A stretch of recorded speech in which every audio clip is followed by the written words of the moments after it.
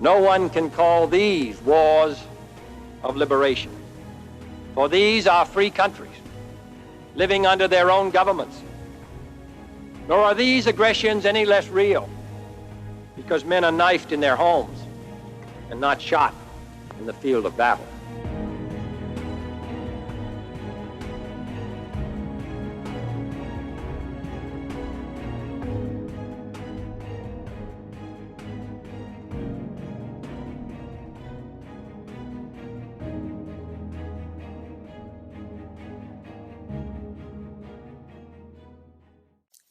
On December 1st, 1969, the Selective Service National Headquarters had the first lottery drawing since 1942.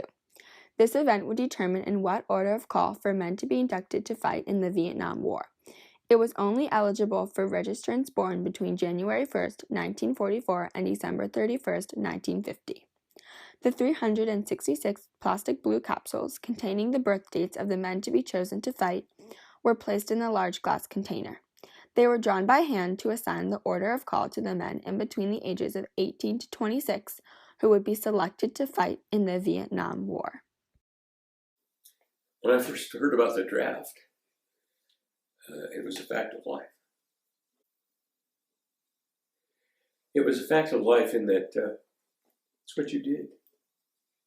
When the U.S. government announced that they were going into war, there was, surprisingly, a mixed reaction from the citizens of the United States.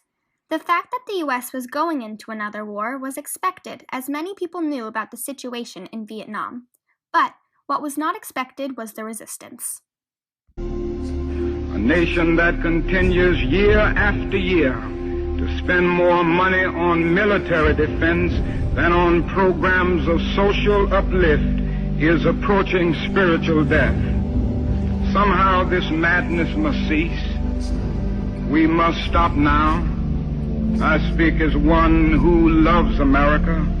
To the leaders of our own nation, the great initiative in this war is ours.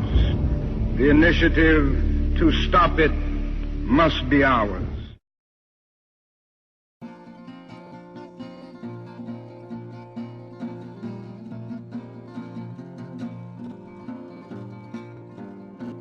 Johnson had a button nose when first he went to Congress. Government officials watched from the safety of their offices, wide-eyed with disbelief. They asked each other, "Are these really our fellow citizens?" And the answer was a resounding yes. One of the most famous of these marches is called the March on Washington for Peace in Vietnam, that occurred on November 27, 1965.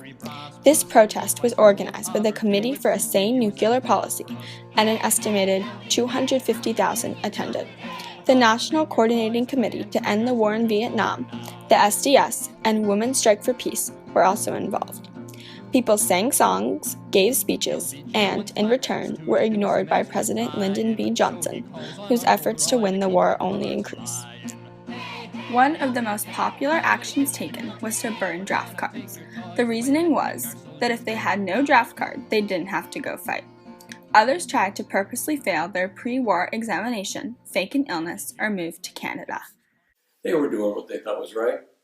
Part of me at that time sympathized with that. While there were people who resisted the draft and the war, there were others who embraced it. Men who, when receiving their draft card, were proud. Proud to join the army and proud to serve their country. They had shaped up and shipped out with no complaint. Some detested the ones who escaped the war drafting. Many people believed that it was disrespectful that American citizens would not fight for their country. Nevertheless, if it wasn't for those brave soldiers, the U.S. would have had no fighting chance.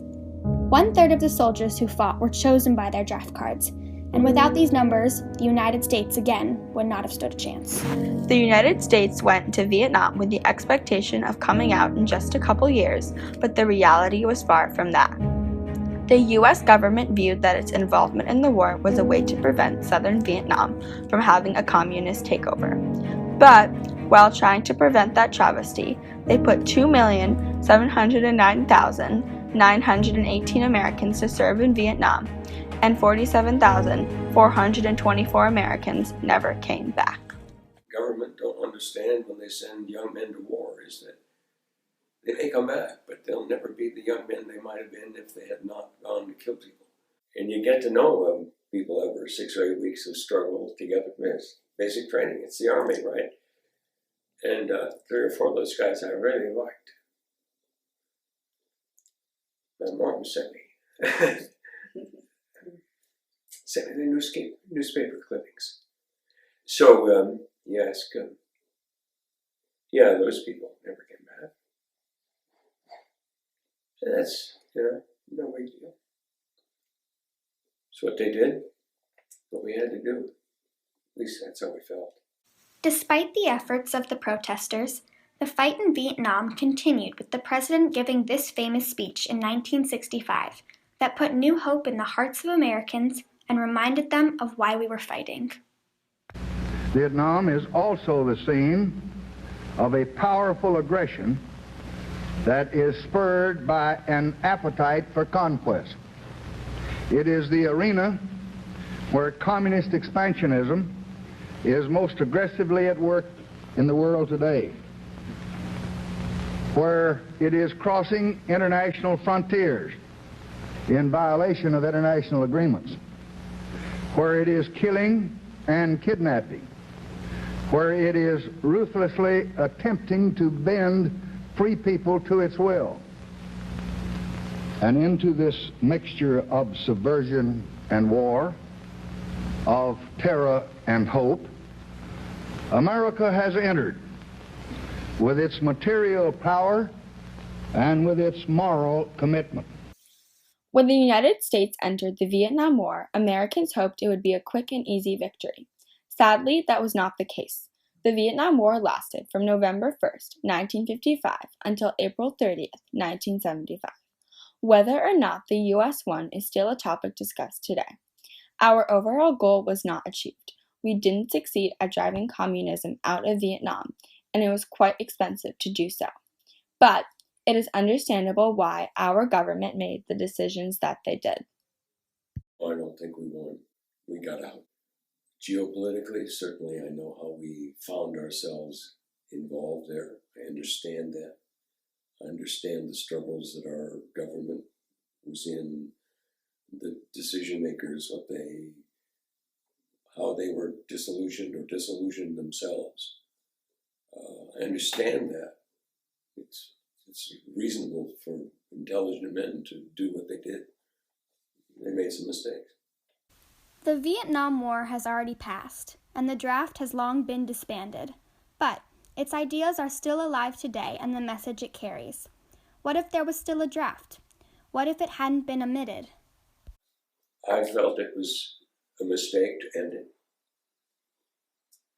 I felt strongly and still do that it would have been appropriate, would be appropriate for every young person to serve, 2 years maybe, in service to the country. The Vietnam War is over, but we still mourn the lives lost and honor the brave men and women who gave their lives for our country. Their sacrifice will never be forgotten. LBJ works night and day, each target's his decision. He bombs friendly villagers with surgical precision. Hey, hey, LBJ, how many kids did you kill today? We're gonna take your toys away and bring our soldiers home now.